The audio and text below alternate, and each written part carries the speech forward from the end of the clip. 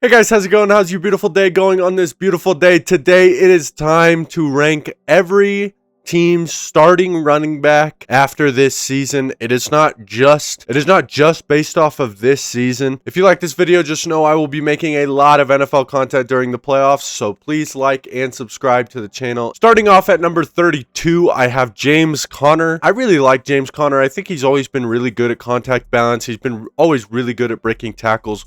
But unfortunately, he's entering his age 32 season, and he's coming off of a season-ending injury. I just don't believe that he's going to be nearly as effective as he was a couple years ago, and to begin this season, he also just was not as good as he used to be. Unfortunately, I do just think that that is kind of the end of a real starting career for James Conner. At number 31, I have Kareem Hunt. The only reason he is above James Conner is because of how good he is in short yardage situations, but if it's not a 2 or 3 yard gain that you need, he's not a good running back. At number 30, I have the Washington Commanders' Ja'Cory Krosky-Merritt. I think Bill is elusive. I just don't think he has very good ball carrier vision. He's not necessarily special at breaking tackles, but he is speedy and he does make big plays. At number 29, I have Alvin Kamara. He's another older running back. He doesn't even play a lot because he seems to be injured. Unfortunately, you're just not getting value out of Alvin Kamara like you used to. He's not the best catcher out of the backfield as he was a couple years ago. He's especially not that great of a runner anymore. Unfortunately, I think the era of Alvin Kamara might be over. At number 28, we have Woody Marks. I do think he's very elusive and he has a lot of potential. He's running behind a really bad offensive line, and he did take that starting spot from Nick Chubb very, very quickly, and I think Nick Chubb had to deal with some injuries. When he got into that starting role, he definitely kept it. I do think that he has potential to shoot up this list anytime soon. At number 27, I had Tony Pollard. Mike McDaniel was just fired. I just made a video about how the Dolphins probably are going to have to run back the same crew next year. Like, they're probably going to have to keep Mike McDaniel, but they just fired him mid-video. I mean, good for them. They needed to do it. I thought that they weren't going to do it because they probably have to keep Tua. Tony Pollard this year finished 13 in rushing, and he's all the way down at 27 because I just don't think he's a very effective runner. This offense doesn't work very well, and especially with Tony Pollard, I don't think he breaks tackles very well. I think he has some decent ball carrier vision, but he doesn't have getaway speed. Like I said, he's not a special tackle breaker or has good contact balance. His volume was really, really high this year because that offense had such a trouble with moving the ball at all. So you kind of gave the ball to Tony Pollard and hoped that he made a lot of plays for you, because if you tried to drop back in the pocket, Cam Ward was just going to get swarmed. Overall, I just don't think he's that amazing of a running back. At number 26, I have Trevion Henderson. I think that he's really good at creating big plays. He is probably the best at that because of how good he is with his explosiveness and his speed. If he sees a hole, he's going to hit it and run. And there's not a lot of players in the NFL that are going to catch up to Trevion Henderson when he's trying to run away from them. But the problem is his down-to-down running. He's just not the best down-to-down back. If he's not getting huge gains, then he's probably not getting intermediate gains. Not any 5s, not any 10s. He's either getting 1 or 2 or 3, or he's getting 78. You kind of got to pick one. And until he can develop the more down-to-down running, he's going to stay farther down on my list. At number 25 is Jordan Mason. He's kind of a hard guy to rank. He finished 26th in yards this year, which is not too bad considering that he was hurt for a lot of the year this season. He averages 4.8 yards per carry, and he was definitely more of the number one back when Aaron Jones was in the game. I do think as a pure runner, he's fantastic. He's not a guy who's going to catch a lot of passes out of the backfield. He definitely will catch a few, but every running back does. He's just a really good runner of the football. He's good at breaking tackles. He's good at getting yards after contact. He's good at getting first downs. I just think he is a very, very solid workhorse back. At number 24 is Jaylen Warren. I think he has some of the most underrated contact balance in the league. He's able to stay up on hits very, very frequently. He's a very good target out of the backfield. I think he is a solid running back, and he is very explosive as well. In the game against the Ravens, he had some absolutely fantastic runs in that game that gave them the shots to be able to win it. So Jaylen Warren will come in at my 24 spot. At number 23, I have Omarion Hampton. He started off slower this year, which is okay because he is a rookie running back, but he is good at breaking tackles. He is a strong runner, and he has underrated speed. If he can get to the outside, he can really run with the best of them. I think Omarion Hampton is going to be a really good running back in this league. He has to continue to get better. I think there is rookie running backs definitely that were better than him this year and may always be better than him. I'm not entirely sure, but I like Omarion Hampton. He's at my 23. At my 22 is Cam Scatabo, and if he weren't injured this year, I think he would have been the best rookie running back in terms of yards, in terms of receiving yards, probably in terms of touchdowns, probably every metric. He was a huge part to that Giants offense, and he's going to be a huge part next year. I just think he is so good at breaking tackles. His contact balance is one of the best in the NFL, and he's very underrated when it comes to making people miss in the open field. As much as people before the season wanted to say that he wasn't going to be the greatest shifty running back, and although I'm not going to call him a shifty running back, he does have the ability to make people miss, and he really does have a nose for the end zone. I think Cam Scatabo is really good, and he may shoot up this list very, very quickly. The only reason that he's down here is injuries. The only reason that Omarion Hampton was down here is injuries. And the only reason that at my number 21 spot, I have Quinshon Judkins. The only reason that Judkins is down here as well is because of his lack of playtime this year. But again, Quinshon Judkins was electric when he was in the football game, just as much as Cam Scatabo, just as much as Omarion Hampton. All these three guys are in the same spot for the same reason. It is not because they are not talented. It is not because I don't think that they can't be higher than this. It is basically just because they all missed significant time this season. At number 20, I have Chase Brown. He started off the season very, very rocky, but I don't think it was necessarily his fault. He was getting contacted 2 yards behind the line on average, which is just all out of this world. And near the end of the season, he's been able to really show people why he is just a great running back. Whether it is out of the backfield, he's such a good receiver, or he is just running the football. He is a solid runner. He can break tackles. He's very shifty, and I think he's a great down-to-down back. Obviously, you're not going to give him the ball a lot because you have Joe Burrow, Jamar Chase, and T. Higgins, but when you do give him the ball, he is a playmaker, and that's what I love about him. At number 19, we have Rico Dowdle. He had just meteoric rise to start this season. I think he got to like 5th in rushing because he had like 500 yards in his first 2 games of the season. He really sizzled out at the end there. I just think he has trouble making guys miss in the open field, and he needs to be a lot better at doing that. But he is very explosive. If he sees a hole, he's going to hit it, and he's going to get a lot of yards out of it. He's great at maximizing the yards that he can get. At number 18, we have DeAndre Swift. A year ago, DeAndre Swift would have probably been in the 30s. He has revolutionized his own running game so much better than it used to be, and I think that is a big Ben Johnson factor. And he was with Ben Johnson before, and there was a reason that they traded him away from the Lions at that point, was because he just wasn't that great of a runner. He was a terrible zone runner. He had no vision whatsoever. And I think he's gotten 10 times better at that this season. His ability to read his blocks is so much better. His explosiveness is so much better. He's a great target out of the backfield. And even with splitting a significant amount of snaps with Kyle Monangai, he still finished 12th this season on the rushing leaders list. He is a very talented running back, and he's really changed up his career as of this season. So good for DeAndre Swift. At number 17, I have Ashton Jeanty. I think he has more talent than most of this list, if I'm going to be very honest with you. But because of production, because it's his rookie year, I can't put him any higher than 17 right now. I think, in my opinion, I don't like that I had to put him down here because of his offensive line sucks.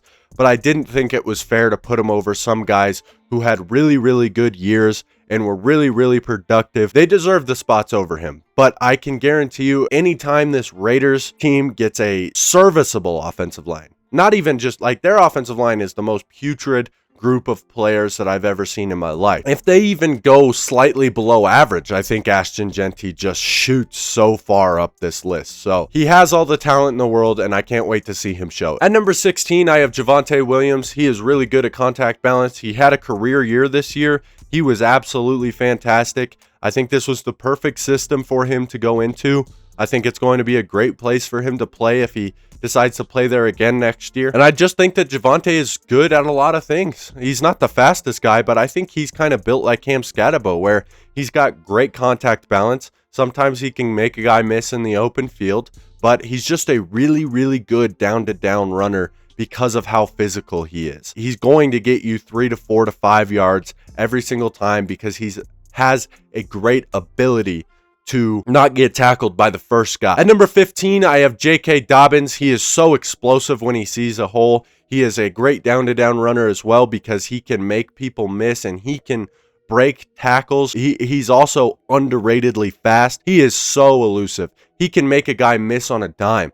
I saw one play this year where he was running like straight up. It was against the Eagles. He was just running and he stops in his tracks and makes a guy miss by spinning. Just stops. He was running full speed. No like real breakdown. Just stops, spins, makes a guy miss, gets a few extra yards. I think he's a great dynamic runner. If he can spend a whole season on the football field, he is definitely a top 10 running back, but he has to just stay on the football field, and unfortunately we haven't seen that from him in his career so far. JK, please come back for the divisional round, please. And hey, maybe you don't come back for the divisional round, but please. At number 14, I have Kenneth Walker. I just think he's such a good playmaker in every facet of the game. There is a problem with him where sometimes he tries too hard to make a play, so he'll sometimes run backwards or try and bounce out plays that shouldn't be there. But his just raw talent and ability to make people miss and ability to be a all-time playmaker at that position. Like, if you need somebody to go make a guy miss in the open field, Kenneth Walker is the guy because he can do it in any way that you want him to do it, whether that is breaking the tackle, juking a guy out, spinning him out, hurdling over him. Whatever you need Kenneth to do, I think he can do. As far as a goal line back, there is a reason that Zach Charbonnet gets the ball on the goal line. It's not because they're like, oh, Charbonnet, we want him to have all our touchdowns. It's because he is a goal line back. That is what he is good at. Kenneth Walker is not the best at goal line play because of his need to make some crazy plays. Sometimes he'll run backwards and they'll lose yards. Sometimes he's just not strong enough to push the pile like Charbonnet is. But I think that Kenneth Walker has all the talent in the world, and he's at my 14. At number 13, I have Breece Hall. This one's kind of up for debate because he is an insanely talented player. He's another player that I think is one of the most explosive in the league. When he hits a hole, could probably say goodbye to him most of the time. I think a lot of his production is just skewed by the fact that he's on the Jets. And he's finally a free agent this year, so next year he's going to go to a team that isn't the Jets. That'll do wonders for not only his production, but his placement on this list. I do think he's as talented as a top 10 running back, 100%. He just has to put together the production, which he wasn't horribly productive this year. He still had 1,000 yards. He still averaged 4 yards per carry. So I think next year he can go into a better system and absolutely flourish. At number 12, I have Travis Etienne. Last year we were wondering if Travis Etienne was going to be even on the Jags this year. Like, was he even the guy? Did you believe that he was the running back? Liam Cohen comes here and absolutely puts him back in that tier of one of the better running backs in the NFL. He is so uberly talented. He is great at catching balls out of the backfield. Just a fantastic running back for the Jaguars, and I have him at my 12 spot. At number 11, I have Kyren Williams. He was so efficient this year. He's always had a nose for the end zone. He is one of the best workhorse running backs in the NFL because he is able to be so effective between the numbers. He is so effective when it comes to running inside zone and being able to break off big runs when it almost looks like there's nothing there. I think he's so talented. And he finished 6th in rushing yards this year. I just think the guys above him are just more talented. I love Kyren, but these guys above him have been not only more established for longer, but in my opinion, they are more talented running backs than him. Now, starting off my top 10 is Bucky Irving, who has just one of the most satisfying running styles to watch. He's not going to have the best contact balance or break tackles necessarily often, but he still can do that. What he's going to do is just absolutely manipulate you with his ability to be one of the most elusive running backs in the NFL. Bucky Irving looks so fluid when he's moving.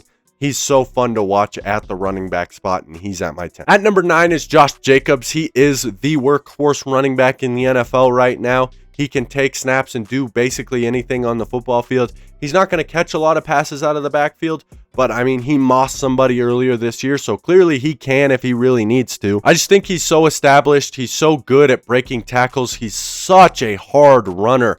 It is so difficult to bring Josh Jacobs down. He's led the league in broken tackles multiple times, and if it weren't for injuries this year, he also would have been very, very easily a 1,000-yard rusher this season. At number 8, we have Derrick Henry. Overall, he's just getting older. I think he still has big playability. Obviously, in the last like 3 or 4 weeks of the season, he was really, really doing so well, but I just think he keeps getting older, and I don't know how much more we can get from him. He continues to regress. I mean, this season was one of his worst seasons that I've seen, and he still finished second in rushing, which is absolutely ridiculous. But unfortunately, I just don't think Derrick Henry is the best down-to-down back, because unless he's in open space, he's not the best at making people miss. He's not going to juke anyone out. If he can get 5 yards without somebody touching him, then it's dangerous. But if you can hit him before like 2 or 3 yards, you're probably going to be able to tackle him very, very easily. At number 7, we have Christian McCaffrey. He is so dynamic in the pass game. There is no reason I shouldn't be having him up here. I know as a runner, Christian McCaffrey is not the best in the world anymore. He has absolutely lost a step, and I am not going to say that he is the greatest running back, pure running back in the world.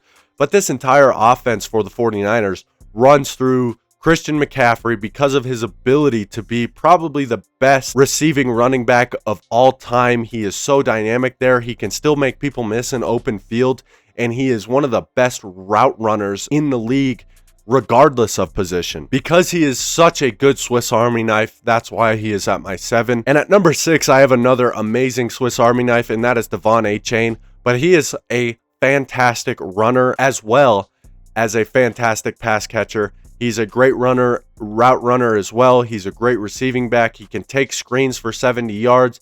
He can take outside zone for 70 yards.